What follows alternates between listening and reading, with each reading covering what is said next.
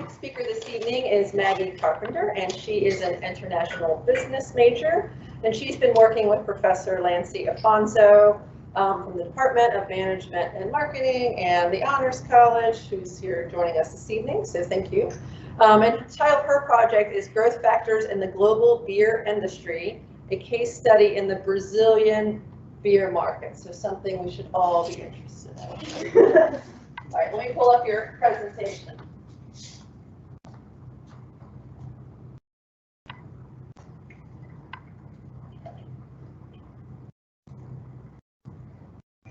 So the story behind this project starts in the summer of 2018 in Tartu, Estonia. And I was in Estonia for an entrepreneurship development program that was a partnership between the College of Charleston and a few Estonian universities, the Citadel and Nebraska Wesleyan University. And the first day we were there, one of the Estonian students took us around town, showing us different places, and wanted us to try some craft beer. So he took us down into this small store underground. You walk in and the walls are absolutely lined with all these different types of craft beer, and I was absolutely amazed. Being 18, coming from the United States, where drinking is not legal until you're 21, I had no idea where to start, but I wanted to try things. And when I walked in, the shop owner was there, and he was like, "So what do you want to try?" And he was so willing to help us and try to figure out what we wanted and what we liked. He asked us how hoppy we wanted things, and just to see the light behind his eyes just light up with excitement as we, were genuinely interested in this new experience was amazing to me. Estonia is a post-Soviet country, and in the 90s had to experience rapid economic growth in order to rebuild industry that they lost after the fall of the USSR. And you're seeing this economic development in emerging markets today, like China, Brazil, and parts of Africa. And so this was primarily the inspiration behind this project, Growth Factors in the Global Beer Industry, because I want to see how the beer industry is continuing to grow today around the world and in different markets. So today we're going to go over a little bit of background and my research questions, and then we'll move on to the three factors: consolidation, globalization, and changing consumer tastes, and then we'll wrap things up. So some basic facts about beer and commercialization. So between 2015 and 2020, the global beer industry had an expected compounded annual growth rate of 6%, which, when you look at multi-billion-dollar industries, is huge. Beer is typically defined by Reinheitsgebot definition, which is the German purity law. It's one of the longest-standing agricultural purity laws still in effect today, and it defines beer as water, barley, yeast, and hops, and that's our traditional definition of beer. But that is only limited to Germany. As you can see around the world, you have things like coffee porters, chocolate porters. If you go to Edmonds today, there's a peanut butter and jelly beer. There's so many different types of things around the world, and these innovations increase by the year.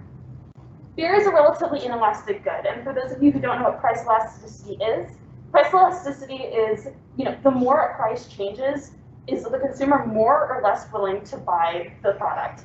And as college students, we're a little more price elastic than others, but in general, beer is a relatively inelastic good around the world. The beer industry is also characterized by non-price competition on factors such as brand and product. So people are more likely to buy what they want, buy what appeals to their own personal tastes, rather than based on price. And this is all augmented by the craft beer revolution that we in the United States have been experiencing over the past 20 years, but it's now hitting places like Brazil. So as you can see on this map, these concentrated areas with darker colors have higher beer consumption. So you see, Southern Africa, and then you also have Brazil over here, which is the focus of our topic today. So a little bit about beer in Brazil. It's the third largest beer producer in the world, next to the US and China. Concentration of breweries in the south, and there's been a rapid increase in microbrewers over the past 20 years. As you can see, even in the past 10 years, from 2013 to 2019, the number of breweries in Brazil skyrocketed from around 240 to almost 1,200 breweries. And between 2003 and today, the number of microbreweries in Brazil has increased from 50 to over 1,200. So you're seeing this huge growth in small distributors in the south of Brazil, and these are also characterized by huge innovations in the diversity of inputs and different types of ingredients, like different fruits as well as coffee beans. So my main research question, this is a two-sided coin. One, first of all, why is the global beer industry growing so quickly? And then two, how is this influencing emerging markets like Brazil? So first of all, it's consolidation. So if you look at these three bottles, some similarities. They're in glass bottles, they're beer. We see this. But what if I told you that the same company is behind all three of these brands? AB InBev owns Budweiser, Stella Artois, Modelo, and is growing by the day. So you see these mergers and acquisitions across the world. So you see these companies like Heineken, AB InBev. These two companies are two of the largest in the world, and they just buy up smaller companies in order to continue innovating and gain market share in new markets. With this, these huge companies are finding synergies in these companies that they're acquiring, and the smaller companies access those resources from these large companies and gain economies of scale in production. And economies of scale just simply means the more resources you have, the cheaper it is to produce products, so they can scale up much, much easier. And in these smaller, more emerging markets, you see increased foreign direct investment. So that grows the economies around the breweries. So in Brazil, what you're seeing right now due to consolidation are these oligopoly-like conditions. So as you can see on this graph, AB InBev owns almost 60% of the Brazilian market in market share. Heineken is a close second, and then Grupo Petrópolis is another Brazilian company that is continuing to acquire smaller companies, but it's more native to South America and isn't as prevalent around the world.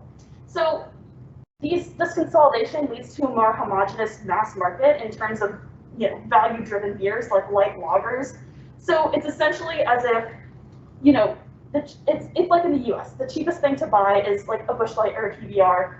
Well, most of the products that are the cheapest to buy in Brazil are AB InBev products just because they can utilize those synergies and economies of scale much easier.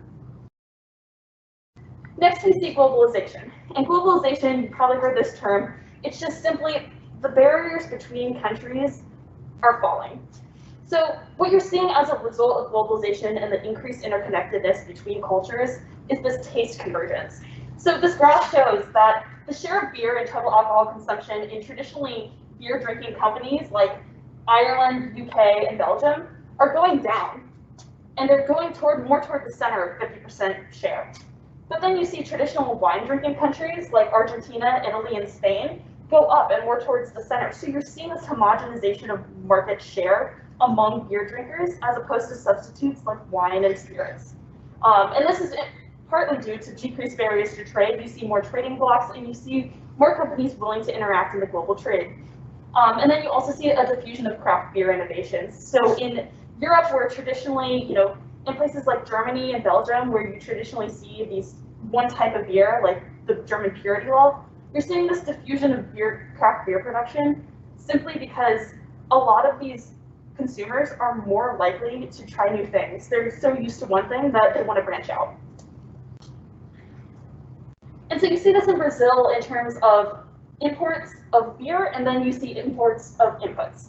So you see this gradual increase just in the past 4 years of quantity and value of imports of beer, and the main importer is Mexico, and Brazilians really love Corona. So this is mainly attributed to these decreased barriers to trade, and the Brazilian consumer wants to try imports, and that lack of price elasticity, they're more likely to branch out and try new things. And then you see this quantity of imported inputs. You see this go up in terms of hops, hop extract, and non-roasted malts. So these are all inputs to craft beer.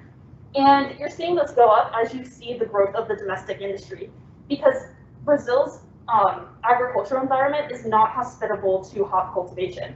So they have to get it from places like Argentina and Uruguay that have that hospitable environment for new things. And additionally, Mercosur is the trade agreement, this trading bloc with Brazil, Argentina, Uruguay, and Paraguay, as well as some associated members, makes trade between South American countries much, much easier. And there are also connections with the EU, so you see a lot of imports in from Germany and Belgium with hops, because they have that sustained agricultural industry for hops. And then these industry trends reflect the fusion of American tastes. The more hops you have, you would be hard-pressed to find a brewery in southern Brazil that does not sell an American IP or American pale ale. So, what that means is that people are seeing all these new things, they have more access to these different tastes, and the domestic industry is adapting to that. Finally, you have changing consumer tastes. You have a more health and quality conscious consumer, and you can see that from these, like the rapid acquisition of brands like Lagunitas with the quality. Heineken acquired Lagunitas in the early 2010s, I believe, and if they're diversifying their portfolio with more craft beer to accommodate for this more quality conscious consumer, people who want to try new things. And then you have Heineken also developing things like the alcohol-free beer, where people can enjoy the social aspect of drinking without risking their health. And then you're seeing you're still seeing the shift of craft beer production in beer countries like Belgium and Germany. And this just means that consumers are looking for something new, and companies are kind of straying from their traditional ideas in order to maintain market share. And this is it's all focused on the experience, marketing the experience of drinking beer and hanging out with your friends. And in Brazil, a lot of these changing tastes are attributed to a younger drinking population. So as you can see, between the ages of 15 to 19 and your early 40s, this is the largest population sector of the Brazilian population. So with this, you're seeing changing tastes of a more experiential, experimental consumer. So Brazil is second in beer innovation in the world. In 2019, they had the second highest percentage of craft beer launches in the world. And this is partially due to younger demographic interested in trying new things. And people are more interested in replicating the bar atmosphere at home and trying these new flavors. So what you can see right here is this is called Magic Booze, and it's a take-home IPA kit. So what happens is consumers will buy this, and then they'll put sparkling water in it in order to experience this fresh draft beer taste at home and replicate that bar atmosphere and their taste for trying something new, rather than having to go to a bar to crowded places. And this has only accelerated since the beginning of COVID-19. So in conclusion, the global beer industry growth can be attributed to consolidation, globalization, and changing consumer tastes. And then emerging markets are the centers of future growth and can continue to act as centers for innovation in terms of your product, as well as be homes for innovation across the world and inspire others.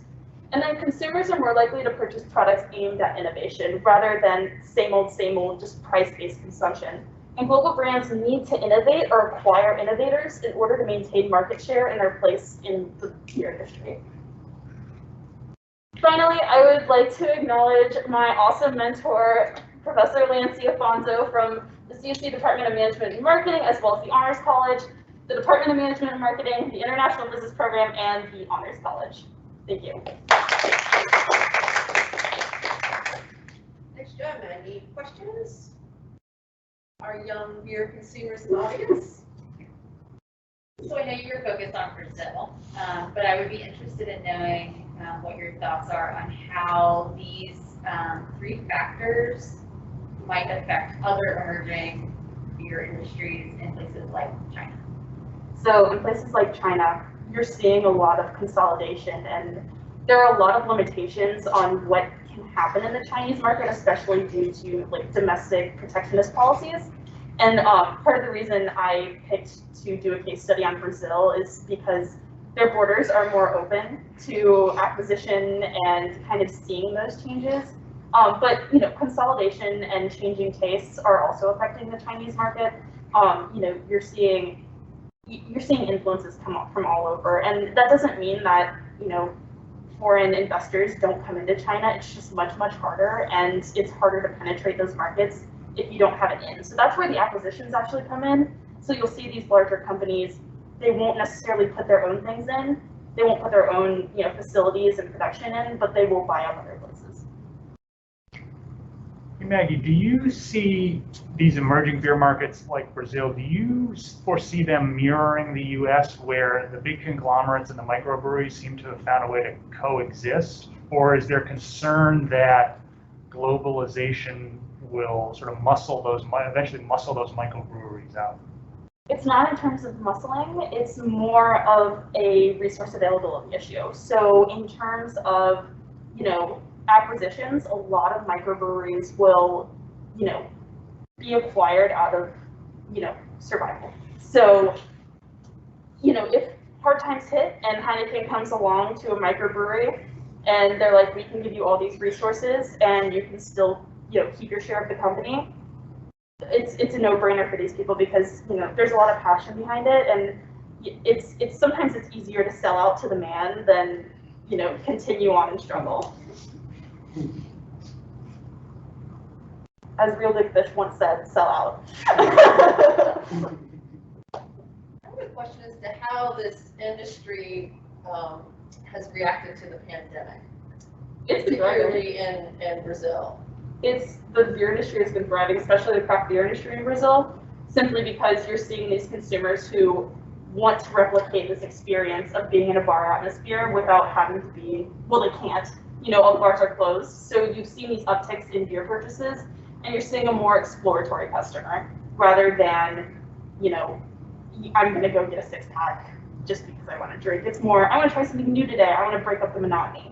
So across the world, you're seeing increased purchases in beer, but also in substitutes as well. Like, I know the liquor industry has been absolutely thriving since the beginning of the pandemic. And so how do you think kind of the halt in tourism has impacted these industries? So people can't travel, right? And so maybe because they can't travel, now they want to try all these beers from around the world and pretend they're living wherever. So do you see, when we kind of emerge from this pandemic, some shifts in behavior, some shifts in this industry, kind of in reacting to the re-emergence of travel and more access to other countries? No, definitely. I was actually talking to somebody who works at a distributor, and she was telling me that 60% of beer sales in Charleston go to bars. And so a lot of those sales were lost at the beginning of the pandemic. And so you're seeing more companies ramp up their, bottled retail production in order to account for this, because people are more likely to just buy things from the grocery store now. But people seem to be eager to get back to bar atmospheres and breweries. So you're also seeing an uptick in tourism in terms of like outdoor brewery experiences, and they're just adapting in those different ways. Any other questions? All right, thank you, Maggie.